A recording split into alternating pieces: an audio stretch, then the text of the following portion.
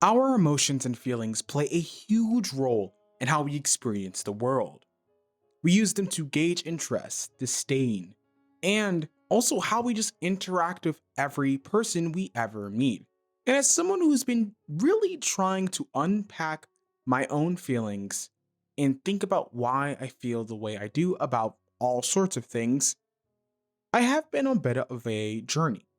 I have been trying to be more mindful, more reflective, and address those deeply negative feelings and emotions like anger and bitterness, to name a few. So, when I came across a series of games known as Alone in Wellness, it was a definite blast for my mental and emotional psyche for a number of positive reasons. As such, we will be discussing the Alone in Wellness series in this video and how it is a great game, or rather game series, for journaling and self-discovery. So, grab your notebooks, put on some sappy music, and call your therapist because we are setting off into a journey of wellness for all of us. Alone in Wellness is a series of solo role-playing games that focus on mental wellness as its core theme. The game uses cognitive behavior therapy as a framework to the prompts in each of the games. It uses a standard deck of cards, a journal, and sometimes a d6 dice for its mechanics / tools. The series is made up of 3 games, with each covering a different aspect of wellness / emotions. Alone in Reflection is a game that focuses on the introspection and self-discovery of why we're feeling the way we feel. Alone in Serenity is a game that focuses on being present in your surroundings and finding joy and contentment in your environment. Alone in the Fury is a game that uses cards and generations to work through your anger. It is essentially an anger management RPG. And the gameplay loop is pretty easy as well. It's not that complicated. So let's go through a quick example to understand that. You open your door and enter into your house. You feel a headache shoot through your head as you stumble forward. You slam the door behind you. Today has drained you. You move to your couch and sit down. And you see your journal nearby. You grab a copy of Alone in Reflection since you've had this game in your list of games to play. With your standard deck of cards, you draw. Now, the number / value will determine what you get and ultimately what your prompt is. In my case, I drew a 2 of clubs. The 2 of clubs not only represents the nature of the reflection, but a relevant prompt that you will answer. But before you get to writing, you can roll to determine the focus of this reflection. In my case, I rolled a 5, meaning I explore a particular behavior pattern or habit that I have. And here's an example of what I wrote during my playthrough. Whenever I get nervous and anxious, I shut down. I feel like I can't move. I want to, but my body just doesn't go. I hold my breath and forget that I'm in the room. My ears ring until something pops back into my mind. I hate when I do that, but I know it's natural. All humans freeze up at some point. I am not a bad person for doing something so natural.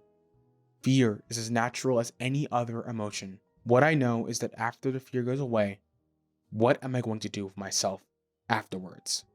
In this collection of games, it's not about winning or min-maxing your character build. The joy is in the journey and what you have to say about yourself.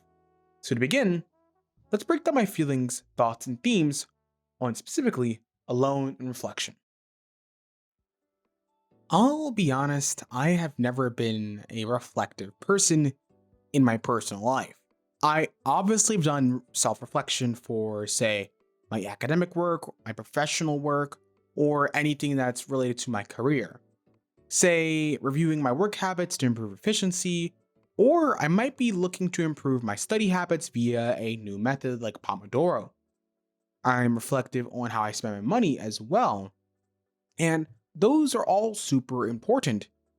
But I've never been that reflective on my feelings, and that's a problem because reflection can really be beneficial. And I realized that there were no right or wrong answers in terms of self-reflecting. Now, are there ways to reflect quote unquote better or in more healthy manners? Yes. The game in every single edition has an appendix that lists a number of unhealthy thinking patterns as shown here. Thus, the game, I think, does a great job setting up players for success if they come with an open mind. Also, the game points players in a direction to seek professional help as needed, because this game is not at all a supplement to seeing a psychiatrist or getting mental health services that you might need. Nevertheless, I did a little bit of a literature review to get an idea of what academics and people are talking about when discussing reflection. For instance, some studies focus on how reflection affects learning outcomes.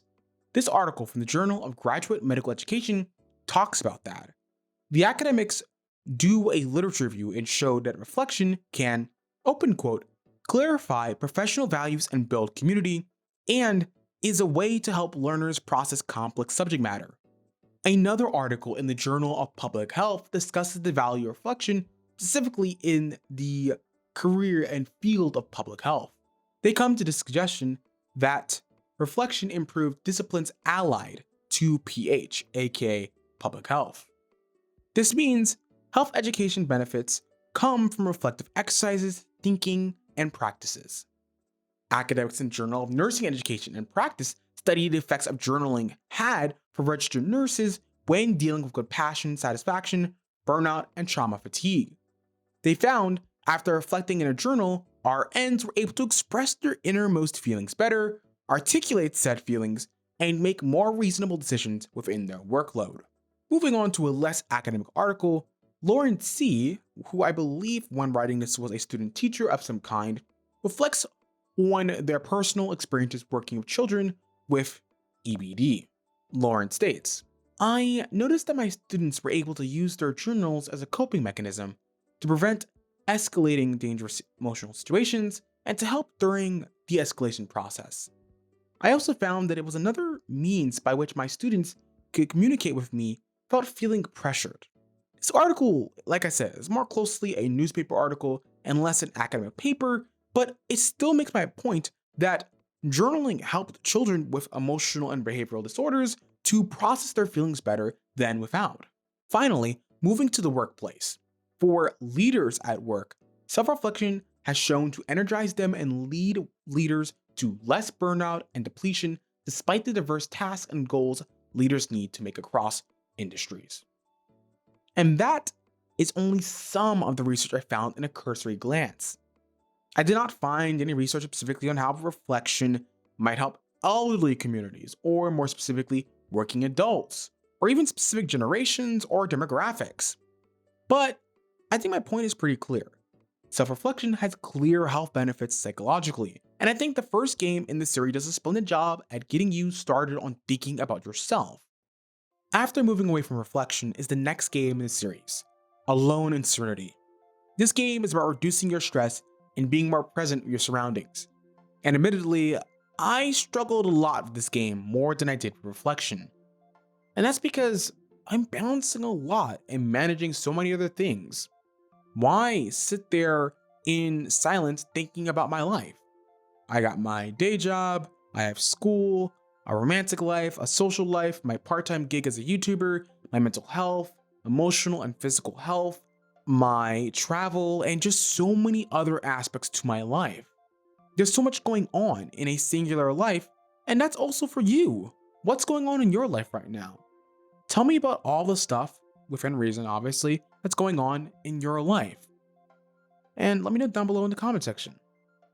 Regardless of where you let me know, I understand as we get older why everything feels like it moves faster and faster.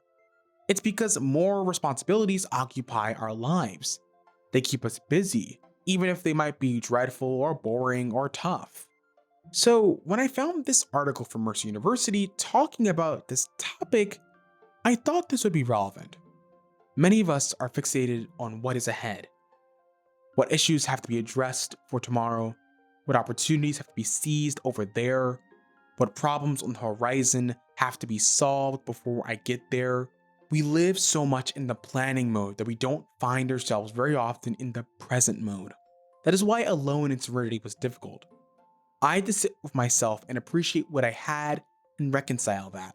The game separates its prompts into suites, and the value you drew, similar to Alone in Reflection, is based off of the kind of serenity you're going to be talking about in your journaling experience.